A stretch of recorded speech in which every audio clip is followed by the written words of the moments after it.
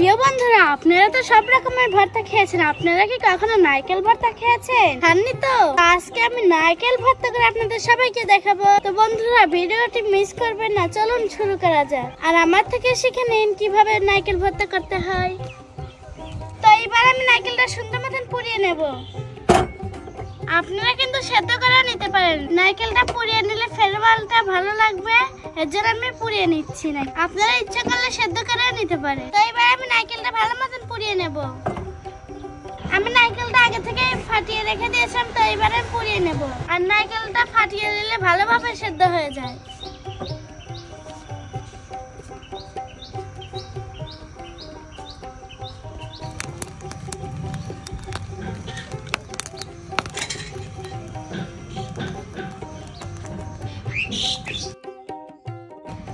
নারকেল পুরানো হয়ে গেছে, তো এবার আমি বাটিতে তুলে নিচ্ছি। দেখেন কি ধুমা, এই যে দেখুন কত সুন্দর নারকেল পুরানো হয়ে গেছে। তো এবার ঠান্ডা করে নেব, কিছুক্ষণ অপেক্ষা করব। তো এবার আমি নারকেলটা ভিতর থেকে বের করে নেব। দেখেন কত সহজ এগুলো বের করতে। পুরানোর পরে এগুলো নরম হয়ে যায়।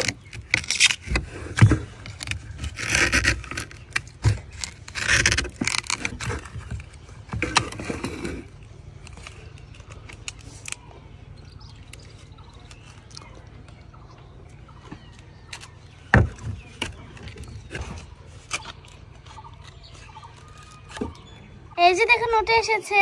তো এবার আমি বাটিতে দিয়ে দিচ্ছি। তো এবার ভর্তা করে নিচ্ছি। আপনারা দেখতে থাকুন মনোযোগ দিয়ে, খুব মজা হতে চলেছে। নারকেলটা ভর্তা করার জন্য আমি রসুন আর শুকনো মরিচ ভেজে নেব, তেল ছাড়া।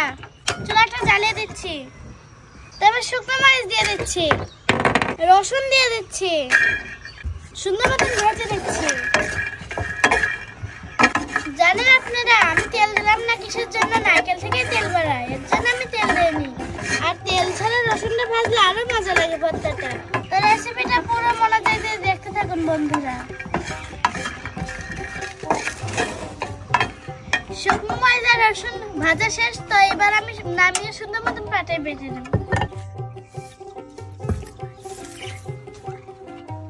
আমি আগে থেকে নারকেলটা ব্লেন্ডার করে নিয়েছি, তো আবার আমি পাটায় বেটে নেব।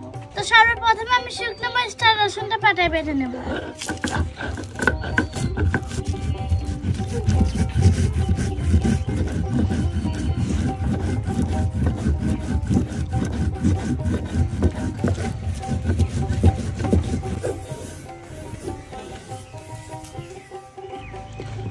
তো এবার আমি নারকেলটা সুন্দর মতন পাটায় বেটে নেব।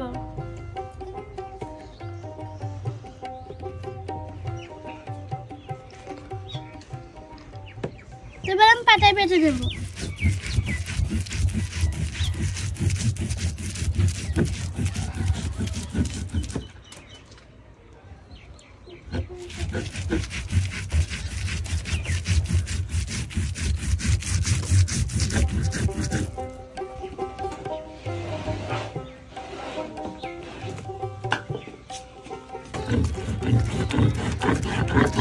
দেখেন বন্ধুরা, দেখতে দেখতে কতটুকু বেটে ফেলেছি।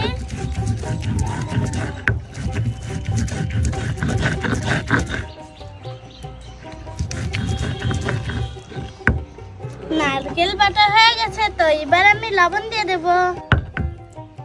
তো এবার আমি লবণ দিয়ে দিচ্ছি পরিমাণ মতো। সুন্দর মতো মাখিয়ে নিচ্ছি। আর এর মধ্যে আমার নারকেল ভর্তাটা হয়ে গেল। দেখুন কত সুন্দর লাগছে। মনে হচ্ছে কি যে এখনই গরম ভাত দিয়ে খাই। তো বন্ধুরা, আপনারা কিন্তু অবশ্যই বাসায় চেষ্টা করবেন। না খেলে কিন্তু বুঝতেই পারবেন না খেতে কিরকম লাগে। অবশ্যই কিন্তু চেষ্টা করবেন বাসায়। আজকে এই পর্যন্ত, পরবর্তী ভিডিওতে দেখা হবে। সে পর্যন্ত আপনারা ভালো থাকুন, সুস্থ থাকুন। আল্লাহ হাফেজ। টাটা বন্ধুরা।